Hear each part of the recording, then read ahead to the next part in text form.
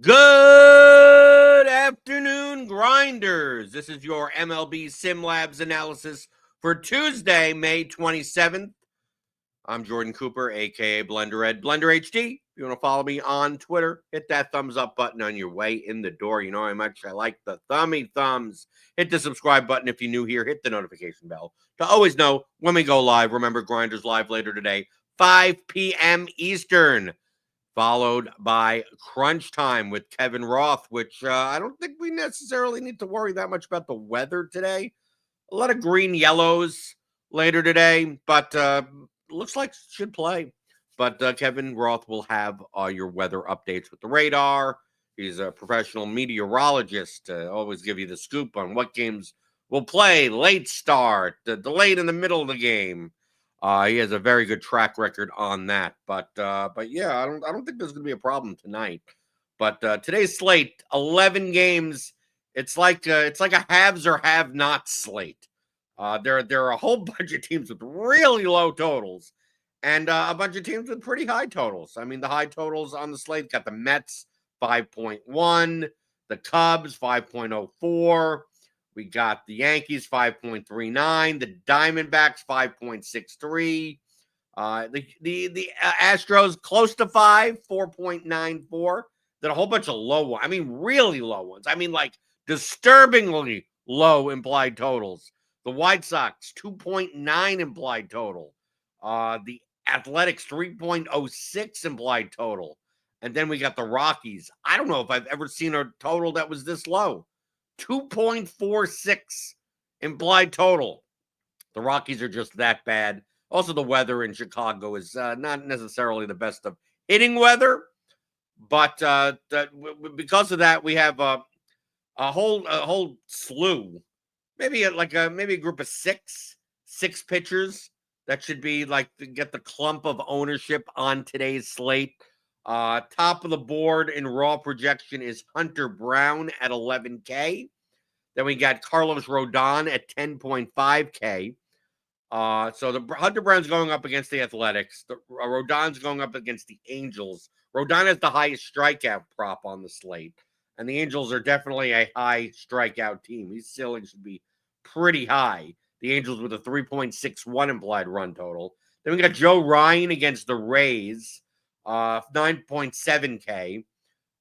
Then Corbin Burns, 9,300 against the Pirates. Tyler McGill, 8,800 against the White Sox. And the cheapest option, I guess, Cade Horton against the Rockies. Although his pitch count, I mean, his strikeout prop's 5.5 minus 145.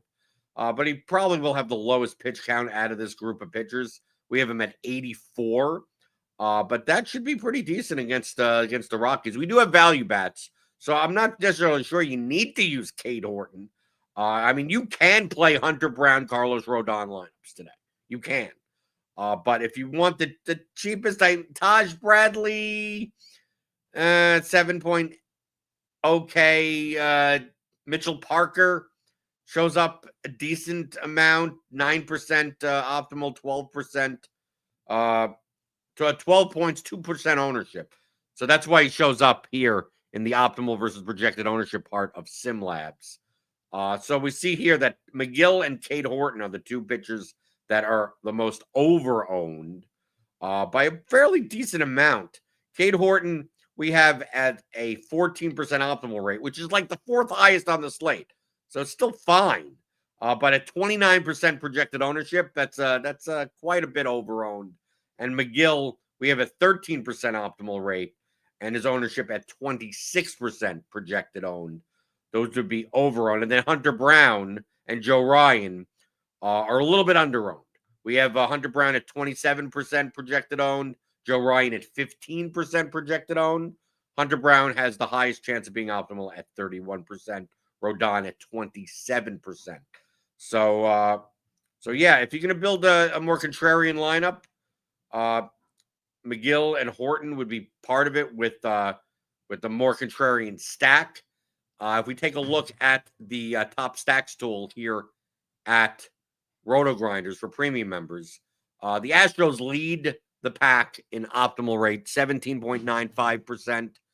But they will be pretty high owned because their lineup is quite cheap. Altuve's back in 3,900. Price is a little too low, right? Pena 4K, Paredes 4,300, Walker 3,800, Myers 3,500, Diaz 3,400 with nearly a 5 total.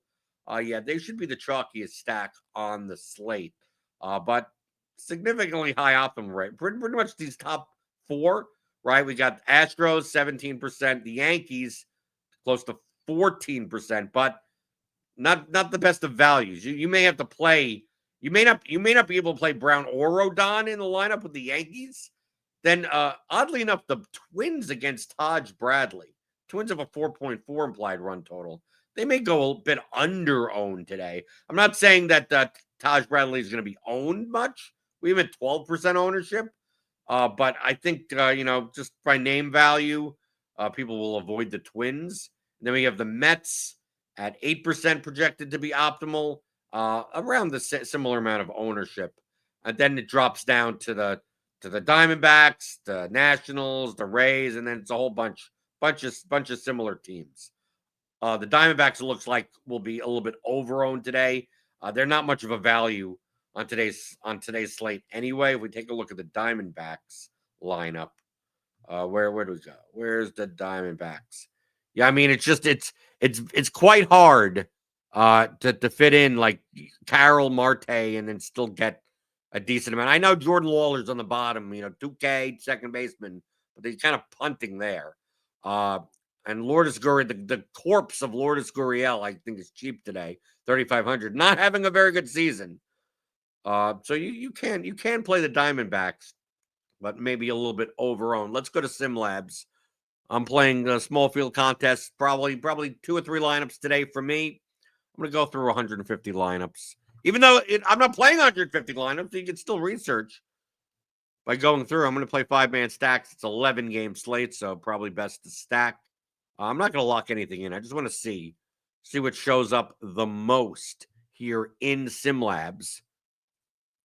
See what the exposures are. We have all these tabs that you can use here in SimLabs. Because really, SimLabs is used as a tool to research than to. I'm going to build a 150 set. I'm going to build a 20 set. I pick and choose lineups. So even when I'm playing 10, I may run this like 20, 30 different times with different combinations, lock the team stack, lock a player, exclude a player, right? If I was hand building today, looking at the optimal versus projected, I'd probably look to avoid Cade Horton or Tyler McGill. Although, like in 10 lineups, maybe I still play 3 McGill lineups. Maybe I play 2 Horton lineups. But they will look different than the other lineups that I'm playing. So we see here, automatically right to the top is the Astros. You can see here. Let's go to exposures. Let's take a look at starting pitching. Starting pitching, a lot of Rodon, a lot of Ryan, Hunter Brown. Not that much Cade Horton, but enough because he's 8K. And not nearly as much Tyler McGill as the field will have him at 7% exposure. And then we look at the teams. Yeah, a lot of Astros, but not overwhelmingly. Astros, Mets, the Red Sox with a 4.1 implied run total. The Rockies are really cheap. Well, these Rockies, I don't suggest playing the Rockies today, but I mean, if you play the Rockies, I mean, who's going to play a team with like a 2.5 implied run total? Yeah, their lineup is. I mean, it's not even that. It's like it's cheap. Yeah, I guess Hunter Goodman is the most expensive player. Can they do well against Cade Horton? Yeah, of course they can. Right? That's a good leverage spot, I guess. Am I going to do it? Probably not. But SimLab says that there are plenty of plus EV lineups that if you wanted to play a 2.46 implied run total Rockies on an 11-game slate, they do exist. Yes, they do exist. These lineups do exist. But what I like doing in SimLabs is, trying to find lineups that I'm willing to play. So so if I exclude like McGill, Tyler McGill, and Cade Horton, You know, if I'm looking to build a lineup, you know, getting rid of the over-owned pitchers. What is this? What I mean, actually, like, instead of taking this out, like what does a Hunter Brown, Carlos Rodon lineup look like? I think this is where I think this is where the Rockies come in. But I mean, the fact that the Rock, like, to play the Astro stack is not that much more money than playing a Rockies stack. I still think we're going to get a lot of Astros here. But let's see. If we play an 11K Brown and a 10.5K Rodon, what do these lineups rate out, and what do they look like? Because obviously Joe Ryan is cheaper at 9,700 than these two guys. You know, but the difference in price is what, 800 to Rodon, 1,300 to Hunter Brown. I don't know if the lineups are going to be that dramatically different. Like, Cade Horton is an obvious, cheaper spend. And I'm getting nothing right now. Let's reload this. A lot of times when I'm doing the video, the SimLabs gets updated in the middle of me doing this. So I'm going to go here. I'm going to 5-man stack, player filter, lock players Hunter Brown and Carlos Rodon. Because we update the projections in SimLabs like multiple times throughout the day. And obviously leading up into lock from 5 p.m. Eastern to 7 p.m. Eastern, it may get updated 5 or 6 different times. So as the things get updated, SimLabs has to redo the 10,000 plus simulations and spit out these lineups in different configurations. But Hunter Brown, Carlos Rodon lineups. What are these lineups like? Okay, here we go. Mets. Okay, I mean, with like Mauricio Dubon. I mean, like Astros wise, like 9th hitter Dubon, right? They rate out okay. Here's the Red Sox, right? Hunter Brown, Carlos Rodon. And yeah, I guess the Red Sox are cheap today. I mean, I guess if we take a look at the Red Sox. Red Sox, where are you? I mean, outside of Duran and Devers, I mean, pretty much the middle of the order is pretty cheap. Abreu is 4,500. I mean, it's not ridiculously cheap. It's more the bottom of the order, I guess, which I don't mind as the away team. But to play a Red Sox stack without Duran or Devers in it seems kind of weird. But right, because this doesn't have either of those two, right? You're playing Toro, Campbell, Mayer, Abreu, Rafaela. I mean, you can see here just by the ITM rating that this Red Sox lineup here, even this Mets lineup here, like, decent chance of, top 100 rating. In the money rating, not that high. So this is a very high variance lineup. Lineup that, could do really well or really badly. Right, here's the Rockies lineup. Right, Brown, Rodon, and then all the cheapies. Your highest, most expensive bat is Jordan Beck. And look at the ownership here. 1%, whatever. Yeah, this is highly contrarian. Here's a Royals stack. Right, if you're going to play both Brown and Rodon, you're going to have to play some vomit. You got the Twins here. You got the Marlins. This Twins lineup ain't that bad. Right? I mean, other than play Isbell and Massey, I mean, you have to punt in places. The Twins lineup ain't bad. Jeffers, France, Lewis, Correa, Larnach. You're playing Gurriel as a one-off. Let's see how well that works out. Yeah, rate's okay. So you can. There are some Hunter Brown, Carlos Rodon lineups, but let's say we take out Hunter Brown and we put in Joe Ryan, so we get to save some salary, right? Because Ryan to Brown is 1,300. What does that get us? Let's see. I'm gonna run 20. See, what does that get us? The extra 1,300. I think it may matter. I mean, can we get to an Astro stack? I think we can. Altuve, Pena. We take a look at their lineup. We still got a Boston. I mean, obviously the pitchers are kind of owned, so you're going to get a little bit more contrarian bat options. But yeah, Altuve and Walker. Lourdes Gurriel is a one-off. And then you play, a 3, 4, 6, 7, 5, 6, 7. So a non-Duran, non-Devers Boston stack. Done. And this rates out pretty well. Here's the Boston stack with Duran.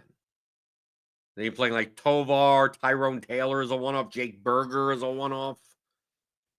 And these Rodon Ryan lineups. Here's a Rangers lineup. The Rangers are 4.33 implied total. That isn't awful. Here's a Mets lineup. This isn't that bad. Jared Young, Jeff McNeil, Brett Baty, Lindor, Nimmo, one-offs of Gurriel, Rooker, and Langoliers. I mean, this isn't. I don't mind this. Here's an Astros. Here we go with an Astros lineup. Even though you're playing Hunter Goodman in a lineup at 1%, a 1% owned Willie Castro one-off. But I mean, it's very easy to get Pena, Altuve, Paredes, Walker, Cam Smith in there.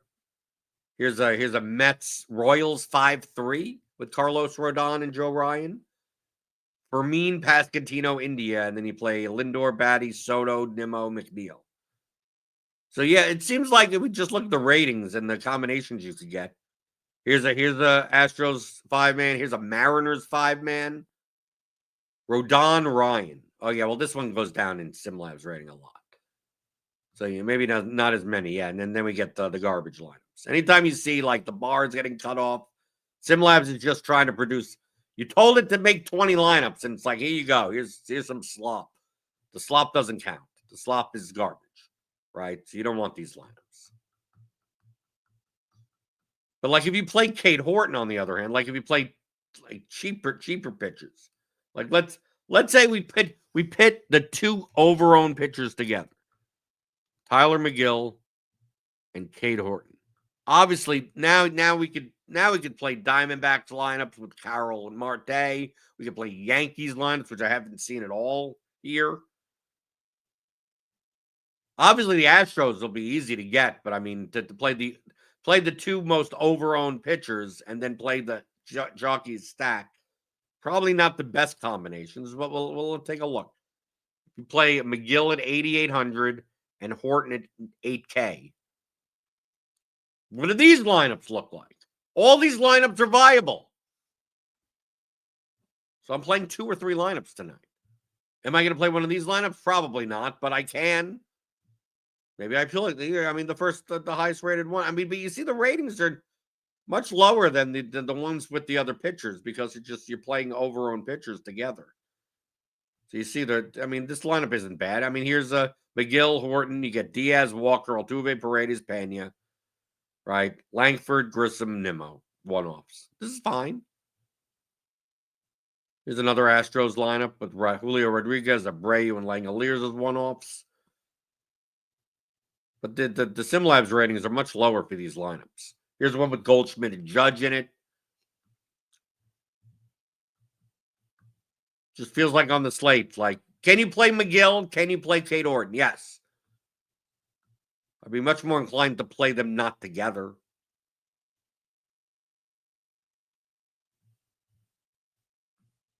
I think it may end up that Rodon may be more owned than Hunter Brown today. Rodon has looked very good.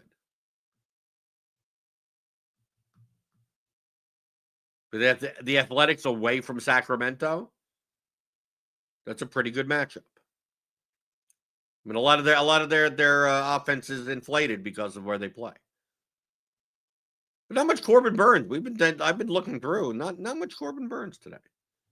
Maybe he's not going to 15% projected owned. Maybe he'll actually end up being more like 10% projected owned.